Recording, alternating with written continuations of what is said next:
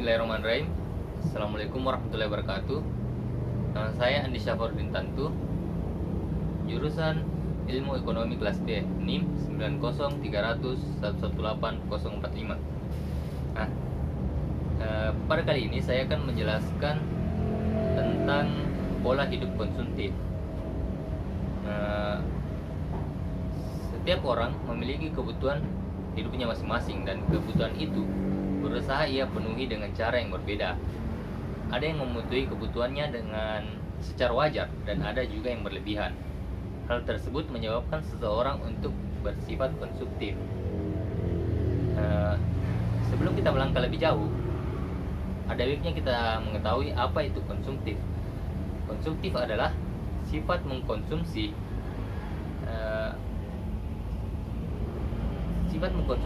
memakai dan menggunakan sesuatu secara berlebihan, atau mendahulukan keinginan daripada kebutuhan, serta menghilangkan skala prioritas.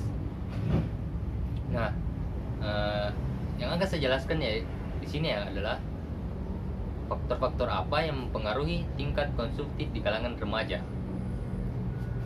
Faktor-faktor yang mempengaruhi tingkat konsumtif di kalangan remaja ada beberapa hal, yaitu yang pembeli ingin tampak berbeda dari yang lain.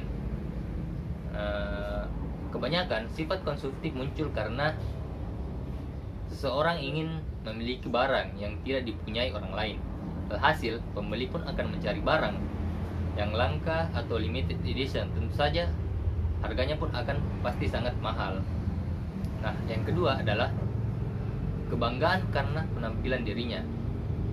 Sifat konsumtif juga bisa terjadi karena rasa kebanggaan yang berlebihan terhadap penampilan. Biasanya banyak diantaranya ada orang akan percaya diri bila memiliki barang-barang mewah dan selalu update. Nah, yang ketiga yaitu ikut-ikutan. Ada juga sifat orang yang ikut-ikutan dengan orang lain, sehingga apapun itu akan selalu dibeli dan ingin selalu memiliki barang-barang yang sedang terkenal seiring perkembangan zaman. Nah, yang keempat yaitu menarik perhatian dari orang lain. Ini salah satu faktor yang paling berpengaruh terhadap perilaku konsumtif seseorang. Biasanya, orang yang selalu ingin menarik perhatian dari orang lain pasti memiliki cara. Salah satunya yaitu memiliki barang-barang yang up to date. Cenderungan orang-orang yang akan memaksimalkan kegiatan belanja bukan lagi suatu kebutuhan primer sehari-hari, akan tetapi sesuai selera mereka masing-masing. Nah, selanjutnya yaitu bagaimana cara menghindari pola hidup yang konsumtif.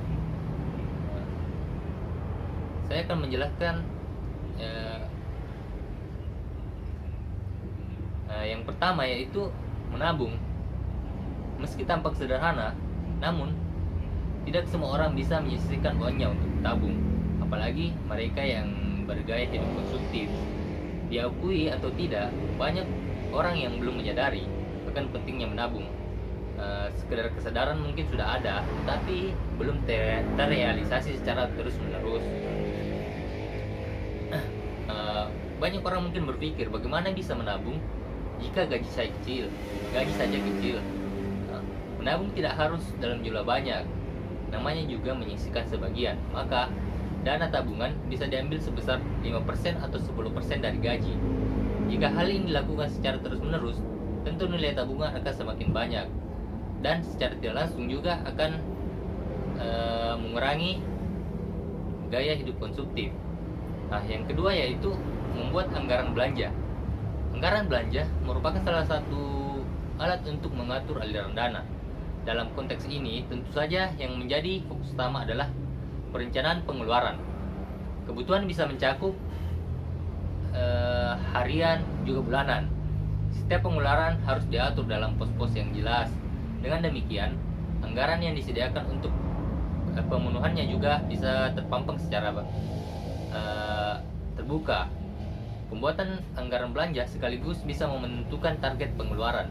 di mana anggaran belanja bisa lebih mudah. Apalagi ketika godaan belanja barang-barang di luar kebutuhan atau menghampiri. Untuk itu, kemampuan mengendalikan diri sangat dibutuhkan agar anggaran belanja yang sudah dibuat dapat ditepati. Nah, yang ketiga yaitu prioritas kebutuhan. Nah, ini menurut saya yang ini sebenarnya yang paling penting. Penting dipahami bahwa kebutuhan tidak sama dengan keinginan dan keperluan. Sederhananya, butuh selalu perlu, sedangkan perlu tidak selalu butuh. Jadi, kebutuhan memiliki derajat yang lebih tinggi daripada keperluan atau hanya sekedar keinginan. Nah, untuk beranjak dari perilaku konsumtif, prioritaskanlah kebutuhan. Jika kebutuhan telah terpenuhi, maka keinginan atau keperluan bisa dipenuhi ketika ada dana sisa. Bukan kebalikannya, memenuhi keinginan terlebih dulu dan mengesampingkan kebutuhan. Ketika dana telah habis untuk memuaskan keinginan, muncul kebutuhan yang mau tak mau wajib dipenuhi, sehingga harus mengeluarkan dana yang lebih banyak. Yang selanjutnya yaitu kurangi cuci mata dan jalan-jalan di mall. Jalan-jalan dan cuci mata di mall atau pusat perbelanjaan memang mengasihkan, namun akan berbahaya. Jika hal ini menjadi kebiasaan, maka lama-kelamaan akan menguras kantong. Mengapa? Cuci mata di pusat perbelanjaan berpotensi menimbulkan niat belanja yang tidak terduga dan terencana. Ketika melihat suatu barang yang didisplay di toko, bisa jadi Anda langsung tertarik dan ingin membelinya meskipun tidak ada rencana untuk membelinya. Yang selanjutnya yaitu cermat dalam membeli barang. Nah, menurut saya ini juga penting. Mahal tidak selalu berkualitas dan murah tak selalu murahan. Agaknya prinsip tersebut perlu bahkan wajib untuk diterapkan ketika membeli suatu barang. Membeli barang berdasarkan fungsi akan lebih bijak dibandingkan berdasarkan merek hanya untuk menunjang gengsi. Contohnya saja, tas. Bagi kebanyakan wanita, barang tersebut sangatlah berharga. Tak heran jika barang itu dikoleksi oleh kaum hawa. Namun, untuk apa membeli tas dengan harga mencapai ratusan juta, padahal fungsinya sama dengan tas yang berharga ratusan atau bahkan puluhan ribu? Perilaku tersebut tentu saja merupakan pemborosan. Mungkin cukup itu saja yang sempat saya berikan. Semoga bermanfaat untuk kita para kalangan remaja dan mahasiswa. Lebih kurangnya mohon dimaafkan. Assalamualaikum warahmatullahi wabarakatuh.